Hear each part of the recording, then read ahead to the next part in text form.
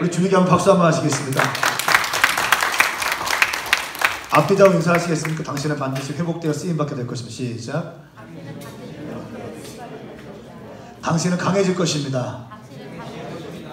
당신을 통해서 주님이 일하실 것입니다.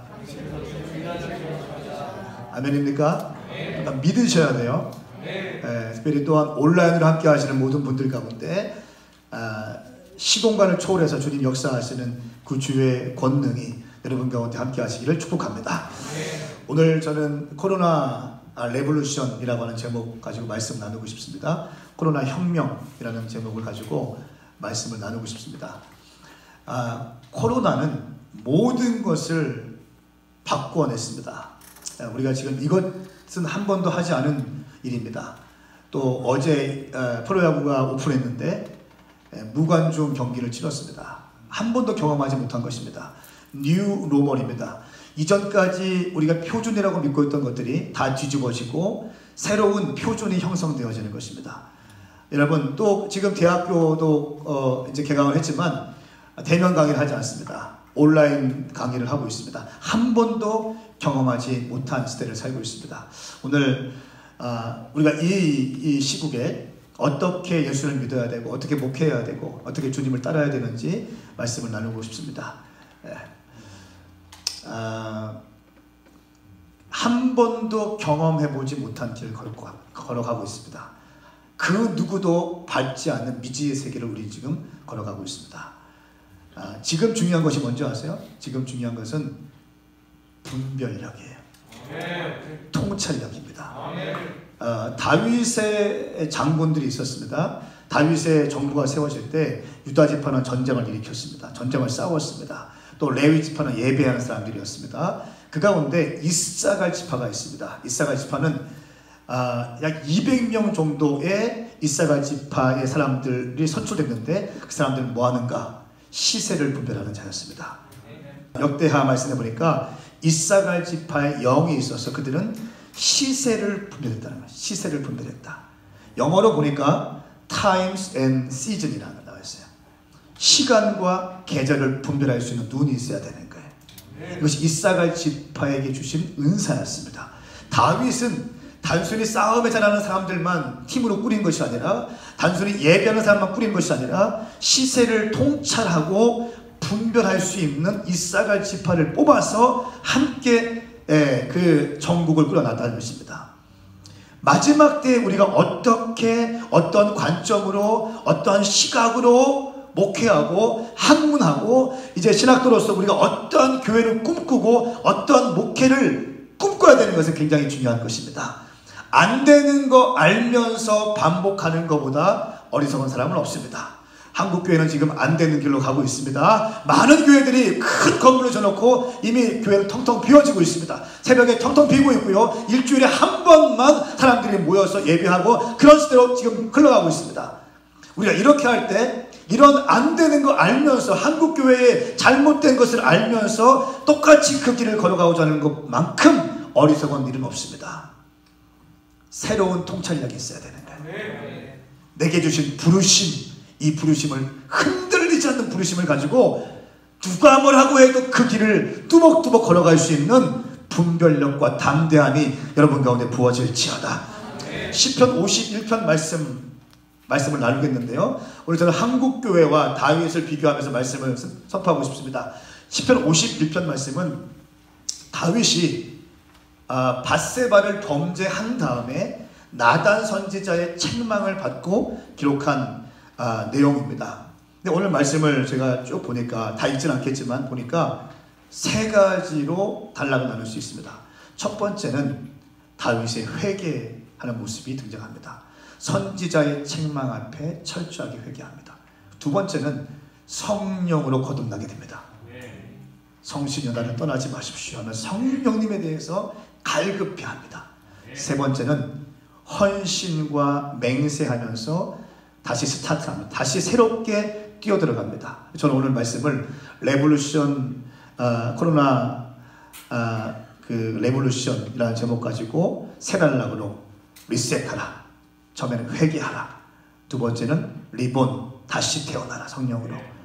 마지막에는 리스타트 다시 시작하라, 달려가라 라고 하는 말씀을 한국교회와 다윗의 상황을 비춰보면서 말씀을 선포하겠습니다.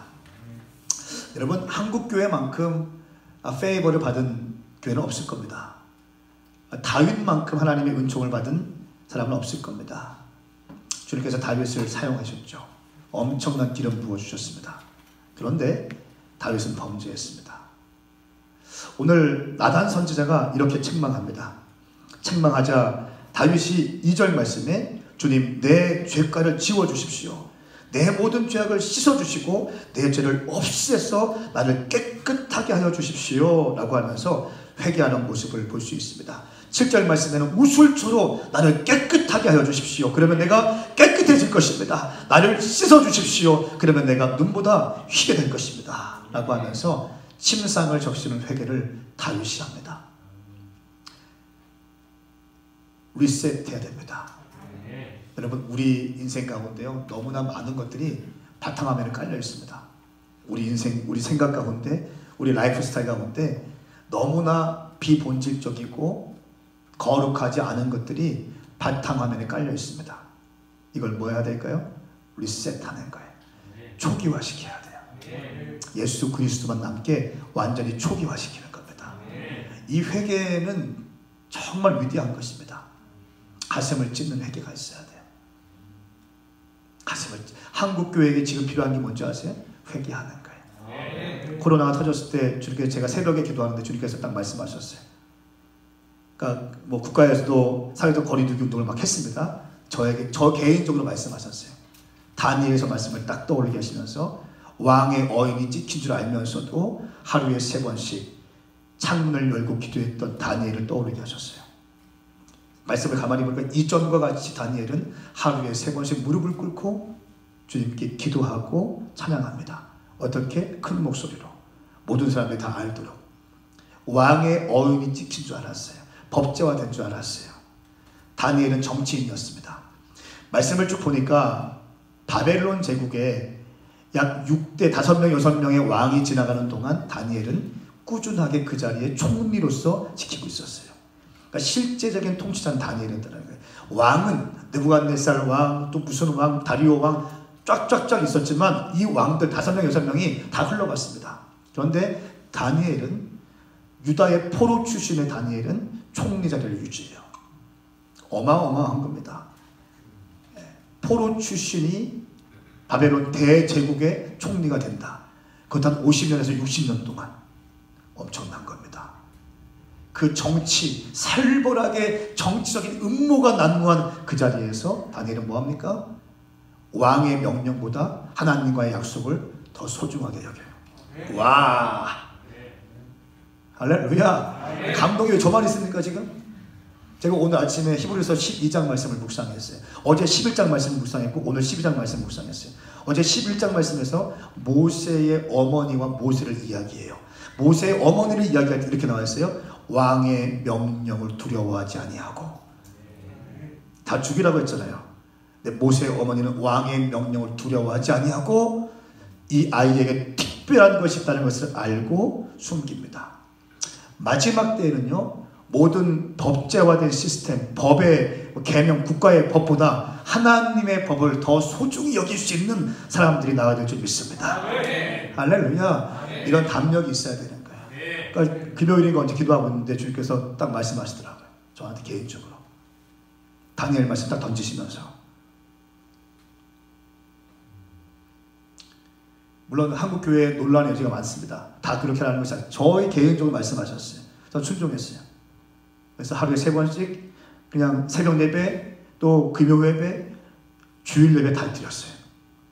철저하게 이거 다 하고, 다 사회적 거리 두고, 하루에 2번씩 방역하고, 일주일에 2번씩 방역하고, 건물 전체를 저희 교회가 방역해주고, 사회적인 어떤 센터들 다 방역해주고, 철저하게 방역하면서 마스크 끼고 예배했어요.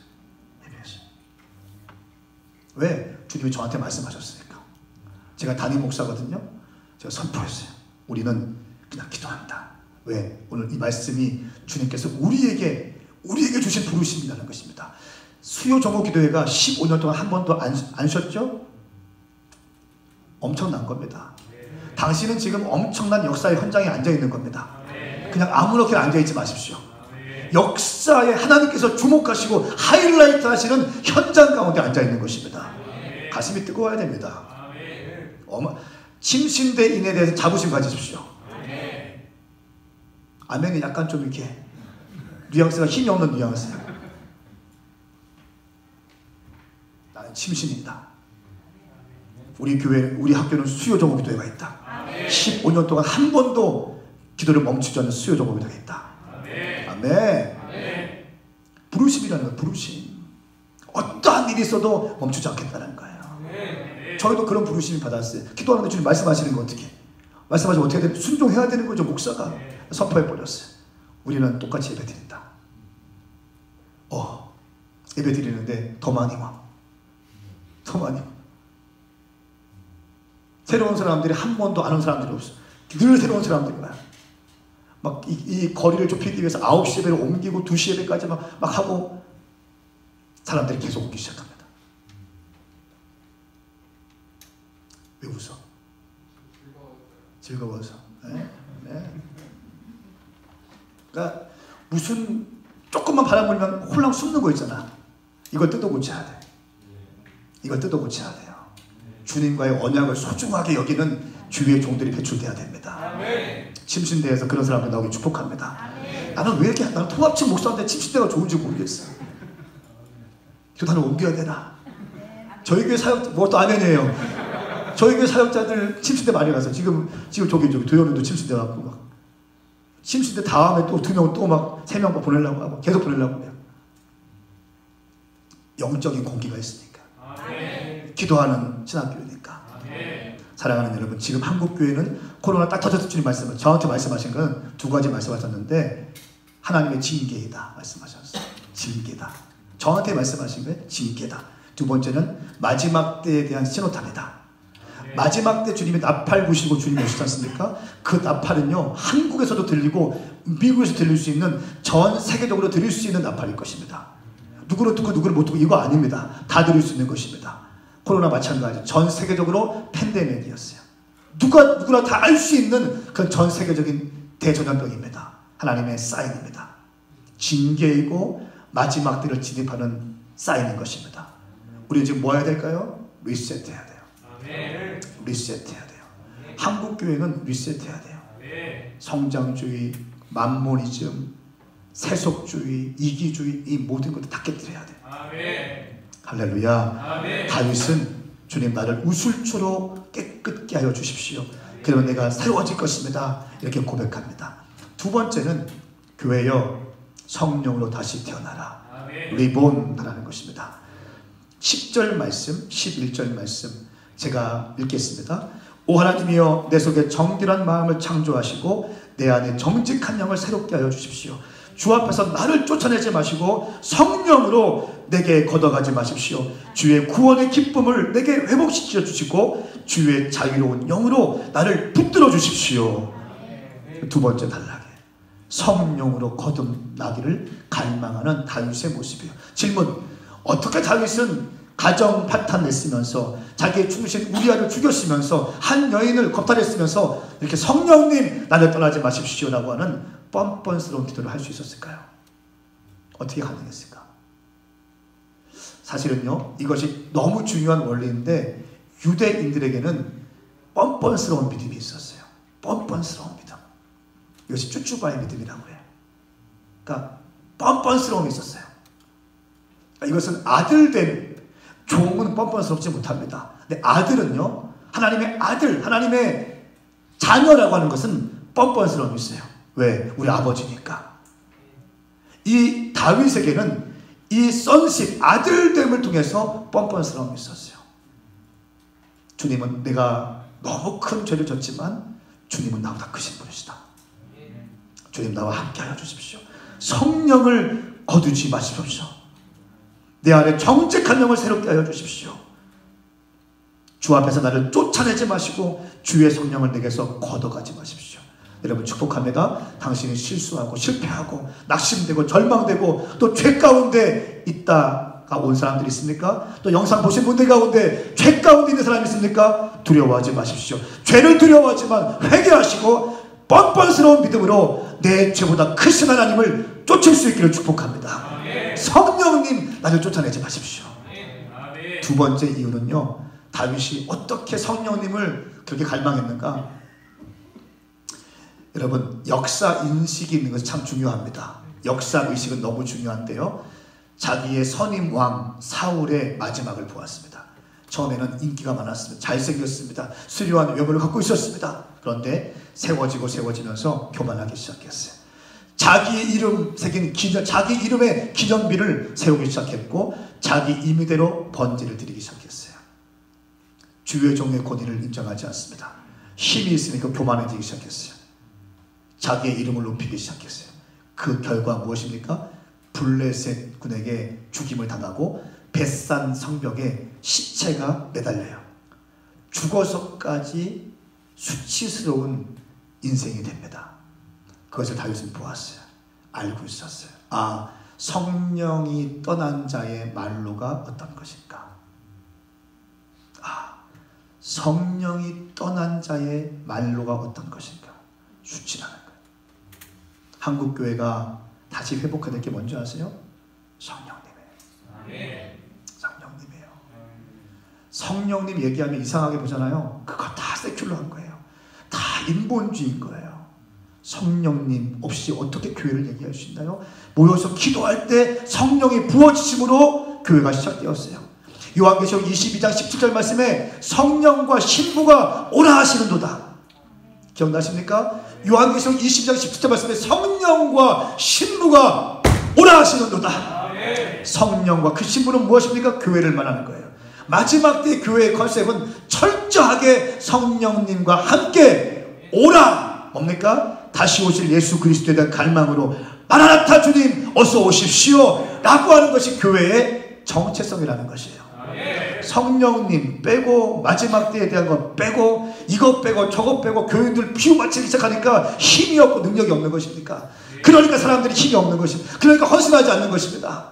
말씀을 정확하게 선포하기 시작하면 살았고 운동력 있는 말씀이 신명들 가운데 들어가서 역사하기 시작하는 것입니다. 그리고 그 말씀을 받은 자들이 헌신하게 되는 것이고 충성하게 되는 것이고 그들이 일당 백, 일당 천, 일당 만을 감당하게 되는 것입니다. 마지막 때 교회는 큰 무리가 필요 없습니다. 소수예요. 소수입니다. 여기 신학생들 많이 계시죠? 큰 대형교회 꿈꾸십니까? 컨셉을 바꿔야 됩니다. 컨셉을 바꿔야 됩니다. 강하고 능력 있는 교회를 꿈꾸십시오. 이미 큰 교회들 통제가 되기 시작했어요. 통제가 되기 시작했어요. 저희는 주님께서 그냥 마지막 때 전략적인 모델 교회가 되라. 오메가 교회는 그런 부르심이다. 그래서 캠퍼스 앞에마다 교회를 개척하는 부르심을 갖고 있습니다. 저희 3월달 마지막 주에 7주년 됐는데 네 번째 전북대학교 앞에 교회 또 세웠어요. 할렐루야. 네. 어떻게 가능했을까요? 선녀님이 하셨지 뭐. 선녀님은 말씀하시고 저는 선포하고 최선을 다해서 기도하고 순종하고 인내한다. 반드시 성취된다. 아주 심플해요. 복잡하지 않아요. 아멘. 2020년, 21년도에 우리는 4개를 또 세우려고 합니다. 올해와 다음 연도에 탄자니아에 하나 세우고 이집트에 하나 세우고 레바논에 하나 세우고 대구 경북대학교 앞에 하나 세우고 가장 아픔이 있는 곳 지하철 참사가 있고 대지진이 있었고 코로나 때문에 아픔이 있던 그 대구 땅에 또 교회를 세워야겠다. 주님 말씀을 주신다. 어떻게 예솔 이걸로 끝. 그리고 우리는 기도할 뿐이고 우리는 헌신할 뿐이다. 부활절 때 내가 주님 또 감동 주셨어요. 야, 아픔이 있는 부활절이 코로나 제일 심할 때 아닙니까? 교회들 뭐 다 안 나오고 헌금도 뭐 3분의 1로 줄었. 어떤 교회들은요 헌금을 기대하지 않는데요. 안 나오니까 안 하는 거예요. 저희는 주님 감동 주시. 야, 이번 부활절 헌금을 대구 땅 경북 땅을 위해서 부활절 헌금을 드려라. 이런 감동을 주셨어요. 순종했어요. 제가 세련 예배 때가 언제 광고했어요. 기도하면서 이번 부활절 헌금은 대구 땅을 섬길 것입니다. 경북 지역에 있는 게 섬길 것입니다. 부활절 헌금합시다. 그러니까 좀 많이 나왔어요. 금액이 궁금하죠. 이런 거 궁금하잖아. 근데 절대 안 가르쳐주죠. 꽤 많이 나왔어요. 저희가 좀 더 합해서 한 2천만 원 정도 대구땅 경북땅에 섬겼어요. 부활절 헌금만 가지고. 할렐루야. 어떤 교회들은 10개월치 월세를 내어드리고 9개 교회를 다 섬겨드렸어요. 보세요. 저희가 지금 개척 7년밖에 안 됐어요. 청년들 중심이 된 교회예요. 약 350명 정도밖에 안 되는 교회예요. 그런데 주님은 우리를 통해서 엄청난 일들을 하고 계세요. 왜 그런지 아세요? 저희 성령님 사모예요. 성령님 사모예요. 성령님이 함께 하지 않으면 아무것도 아니라는 것을 알고 있어요. 여러분 기억하세요. 기억하세요. 사랑하는 우리 신학도들 기억하십시오. 한국교회 미래 교회를 책임져야 될 목회 후보자들 기억하십시오. 성령님 붙으세요. 성령님 붙으세요. 성령님의 음성에 민감하셔야 됩니다. 마지막 때는 성령님의 음성이에요. 성령의 음성. 지혜와 계시의 영이 있어야 돼요. 영적 통찰력이 있어야 돼요. 남들 가는 그 길 가지 마십시오. 화려한 길 가지 마십시오. 넓은 길 가지 마십시오. 내게 주신 부르심의 길을 걸어가셔야 됩니다. 내게 주신 부르심. 내게 주신 부르심. 내게 주신 부르심. 나를 창조하신 하나님의 목적.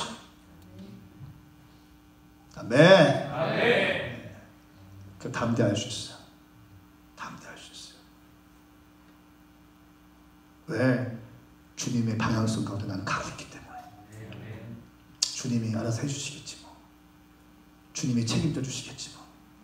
이 강한 확신이 있다는 거예요. 이 확신 가지고 말씀 선포하면 사람들이 막 끌려오기 시작합니다. 비전에 동의하기 시작합니다. 영역으로 가는 게 영역으로. 축복합니다. 그런 놀라운 역사가 일어날지어다. 마지막 때 교회의 컨셉은요, 성령과 함께 하는 거예요. 다윗은 실패했습니다. 그리고 다시 얘기합니다. 성령님 나를 떠나지 마십시오. 왜요? 뻔뻔스러운 믿음이 있었고, 두 번째는 사울의 마지막이 얼마나 비참한 것을 보았기 때문에. 한국교회 비참함을 보지 않습니까? 여러분 보고 계시죠?